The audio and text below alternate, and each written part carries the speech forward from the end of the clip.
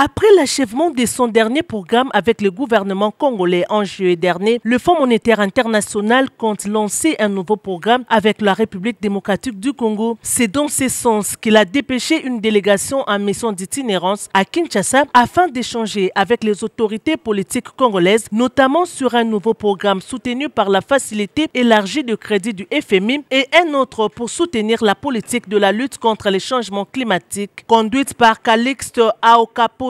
conseiller au département Afrique, et le chef de mission René Tapsoba, représentant résident du FMI en RDC. Cette délégation a été reçue par le président de l'Assemblée nationale, le professeur Vital Kamerhe, le lundi 4 novembre 2024, assisté du président de la commission ECOFIN, l'honorable Guy Mafuta, et de son vice-président, l'honorable Patrice Kitebi. Donc nous sommes venus rendre visite au président de l'Assemblée nationale et à ses équipes pour faire déjà le point sur le programme qui a expiré en juillet dernier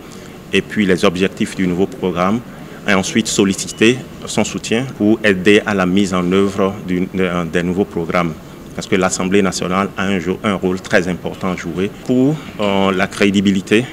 du budget, la mise en œuvre du budget, et l'Assemblée y travaille. Donc c'est la question pour nous maintenant, c'est comment est-ce que ces efforts de l'Assemblée nationale peuvent aussi accompagner le programme pour que le programme soit un succès. Le Fonds monétaire international sollicite ainsi l'appui de l'Assemblée nationale pour accompagner la mise en œuvre de son nouveau programme avec le gouvernement congolais, notamment en faisant un suivi particulier de l'exécution des engagements du gouvernement, en faisant le suivi de l'exécution budgétaire conformément aux crédits alloués à chaque secteur, en veillant sur les dépassements budgétaires et la chaîne de la dépense dans l'exécution du budget et en renforçant la transparence et la redevabilité dans les dépenses publiques.